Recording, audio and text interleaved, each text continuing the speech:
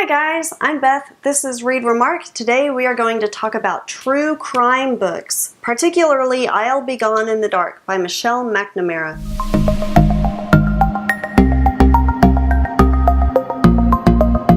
I'll Be Gone in the Dark is a book, in my opinion, that is as much about the author as it is about its subject matter. She follows a man who's been dubbed the East Area Rapist, or EAR for short.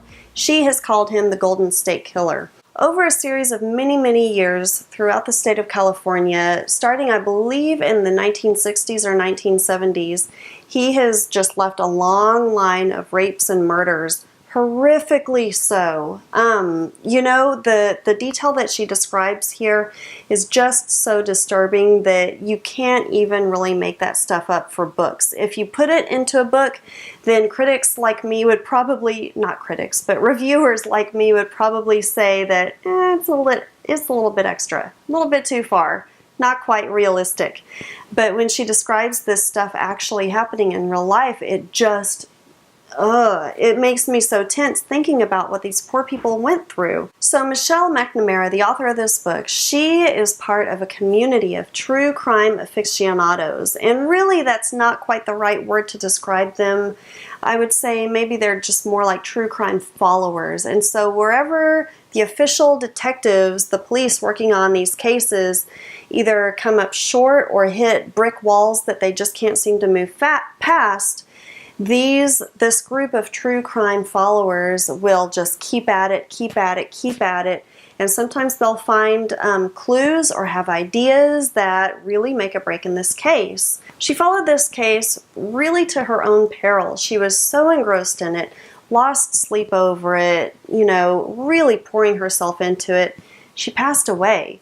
Pretty famously, her husband was Patton Oswalt, and he had the dedication to see this book through and get it published, and the case was broken. Really, I would say thanks to her. Of course, the hardworking detectives and all the people involved in the case really got it done, but she was the engine that kept driving it, kept pushing it. Even when a horrific case is solved, it doesn't really undo all the horrors that came before it, including the author's own death. So, really good book, tinged with sadness throughout, including at the very end.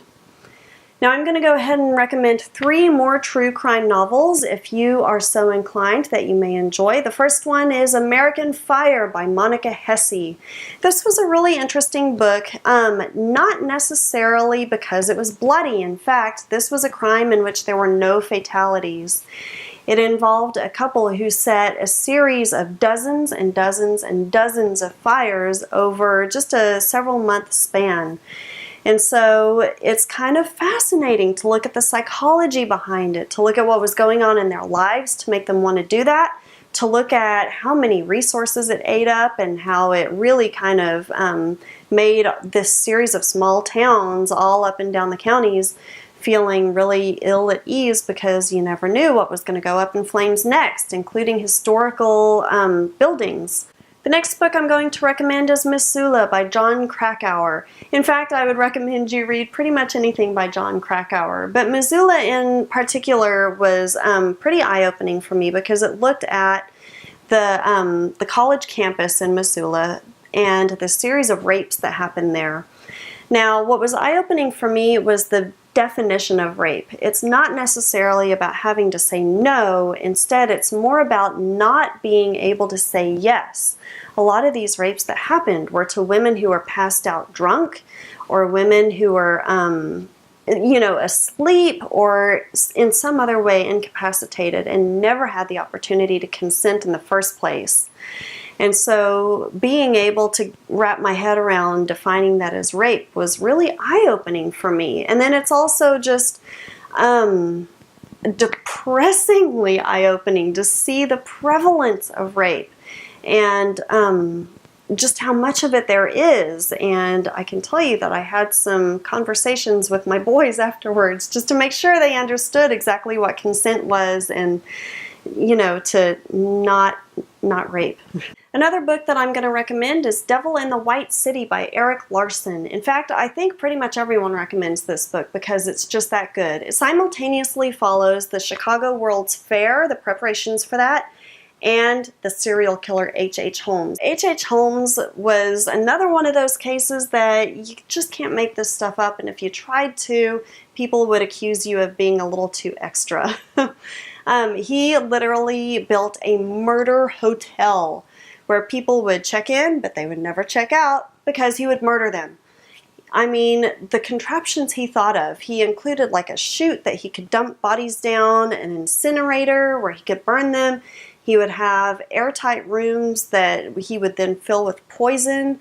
I mean, it's just insane the amount of stuff that he did and got away with for so long. He would murder entire families. It's so hard to wrap my head around that as something that actually happened, but it did. And then, oh yeah, it looks at the World's Fair also as they were building that, which is interesting, but the whole time I was like, get back to H.H. Holmes! What is happening now? So, really great book. If you could only read one true crime book, I would definitely say read that one.